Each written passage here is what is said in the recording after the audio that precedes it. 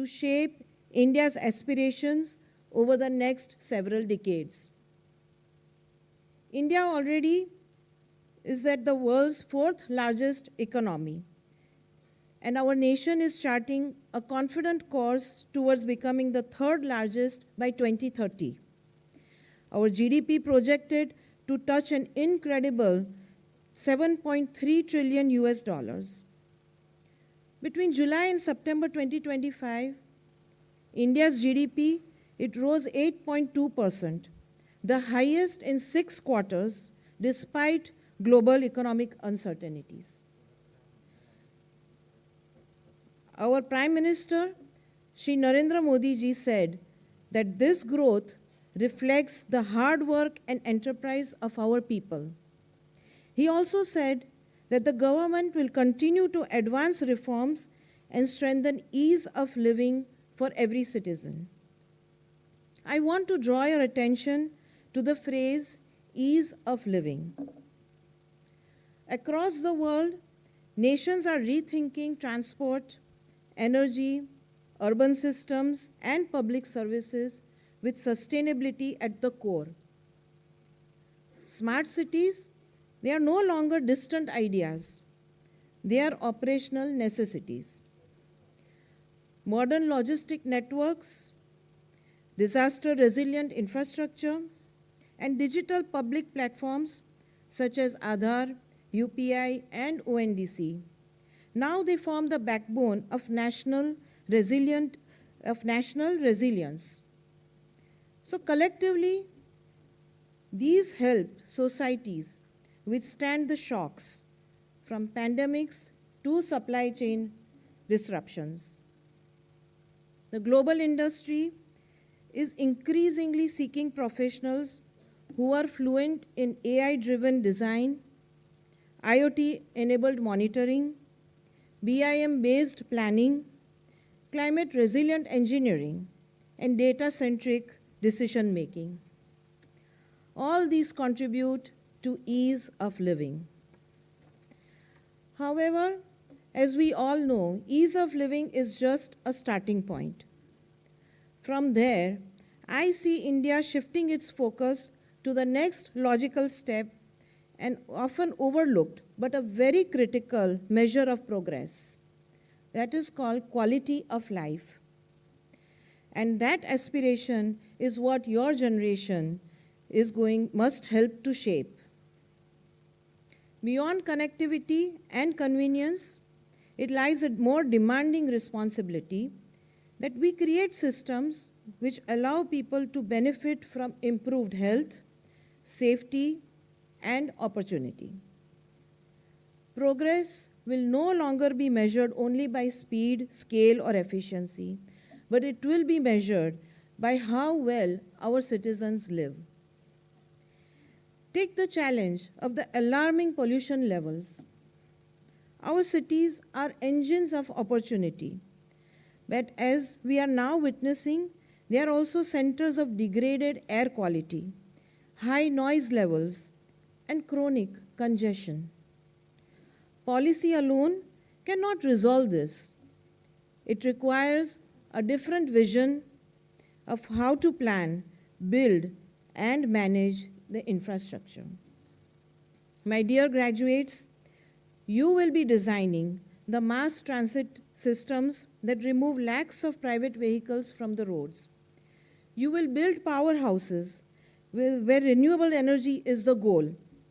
You will create green corridors, specify responsible construction materials, and shape low-emission urban zones and weave natural elements into the dense concrete environments.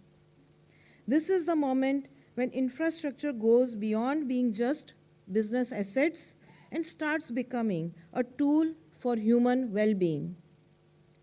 And as now newly minted graduates, you are not just inheriting this responsibility, you are in fact perfectly positioned to reimagine it. The next decade of infrastructure is not about building more, it's about building better. My dear graduates, as you begin your professional journeys, please remember that your academic qualifications open the doors, but it will be your character, your curiosity, and your resilience that will determine how far you will travel. Success will not be defined by titles alone, but by the integrity with which you lead, the compassion with which you serve, and the courage with which you think out of the box. Through all this, I want you to keep India in your hearts, and I want you to place India above everything else. Protect, nurture, and announce your Indianness with pride. Recently, at the Adani Global Indology Conclave, our chairman spoke about the crossroads at which AI and Indology meet, and how only India should write and tell India's story. He announced a founding contribution towards work that will support this cause. Think about how each one of you can contribute in your own small ways and drive a mission of elevating India through your work. Through that, you will be driving a mission of elevating India through your teams, through your enterprises, and through all the work that you do in future. And when I say this, I do not mean it in a sentimental way. Our pride in being Indian is not just emotional, it is historical and practical. Think about Aryabhat's invention of zero, or Sushruta describing 300 surgical procedures, or our ancestors building Takshashila and Nalanda, long before anybody ever thought about higher education. You all are inheritors of a civilization that has imagined deeply, built boldly, and led morally. Carry that legacy into your careers, not as nostalgia or history, but as a responsibility. Towards this goal, I am happy to share that we are planning a new, sustainable, world-class campus for Adani University.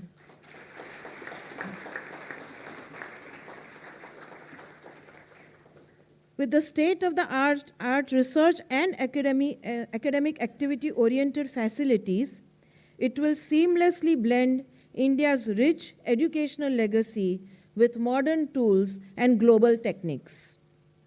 While we give shape to the infrastructure, I hope that together we will continue to work towards our collective goal of nurturing a vibrant learning community within and beyond its walls, that we will find meaning in solving challenges together, that our research will surpass journals and get applied in the real life, and that our students, all of you, will continue to become our greatest ambassadors.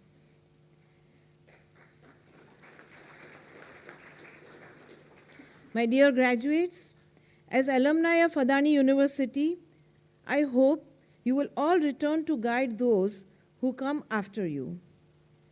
This is because in an increasing digital world, we are reminded of how irreplaceable the personal connections are and how the lived experiences are unmatchable. I would like to leave you with this thought. Great infrastructure is built over many phases.